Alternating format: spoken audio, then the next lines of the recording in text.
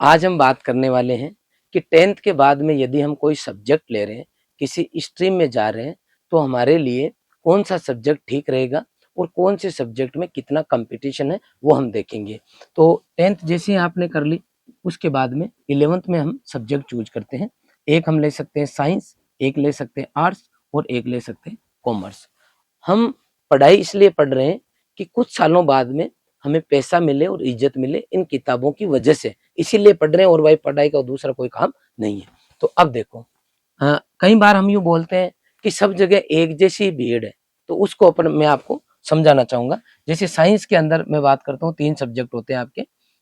आपका एक तो होता है मैथ ले सकता है बच्चा, इंजीनियरिंग वाले फील्ड वाला। एक बायो ले सकता है जिसमें वो मेडिकल सेगमेंट में जाता है, हालांकि दूसरे में भी जा सकता है। और एक एग्रीकल्चर ले सकता है, हालांकि राजस्थान में एग्रीकल्चर संकाय अलग हो गया, तो एक एग्रीकल्चर ले सकता है।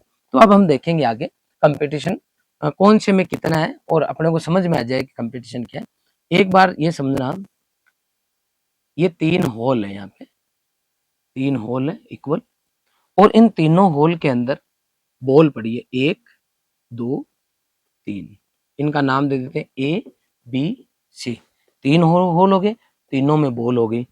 अब यहाँ पे वापस ये होल है, बड़े होल है, ये 1 2 और ये 3 होल हो गए। आ गई बात समझ में? अब देखो, ये आर्ट्स है, ये कॉमर्स है और ये साइंस है, ठीक है। अब हमें यहाँ पे है 1000 लोग, यहाँ पे है कॉमर्स के अंदर 100 लोग, और इधर साइंस के अंदर मान के चलो, आप मान के चलो यहाँ पे है 50 लोग। ये देखो, अब आप यहाँ पे उस आदमी को प्रोफेसर बनाया जाएगा, ये मान के चलेंगे हम, जो इन 100 में से सबसे पहले बॉल उठा के इस रूम से बाहर निकलेगा, जाएगा, बॉल पिक करेगा और बाहर निकल जाएगा। उसको असिस्टेंट प्रोफेसर यूनिवर्सिटी में बनाया जाएगा। अब आप देखना, टोटल पोस्ट कितनी है? ए बी सी, 3 डिपार्टमेंट में 3 पोस्ट है।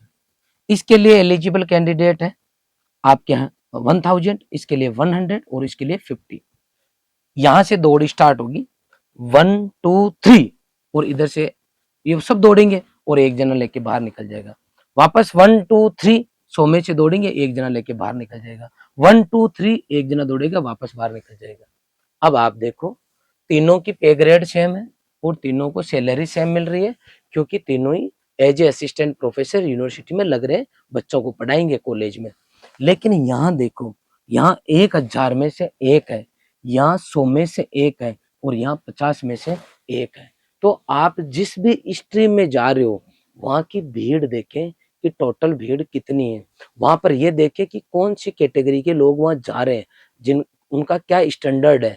जैसे 2 मिनट के लिए किसी बच्चे को 2 मिनट के लिए किसी एग्रीकल्चर यूनिवर्सिटी में प्रोफेसर बनना है, या फिर किसी बच्चे को 2 मिनट के लिए किसी इंजीनियरिंग कॉलेज के अंदर प्रोफेसर बनना है, तो आप दोनों के अंदर देखो कंपटीशन कहाँ कितना है।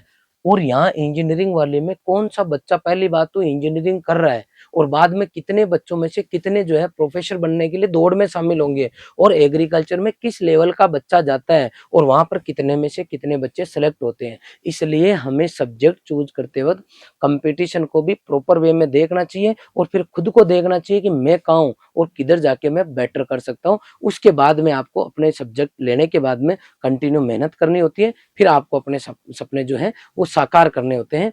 Royal institute Udaipur agriculture, biology, mathematics, तीनों स्ट्रीम में बच्चों को तैयारी करवाता है, साथ का साथ फाउंडेशन भी करवाता है।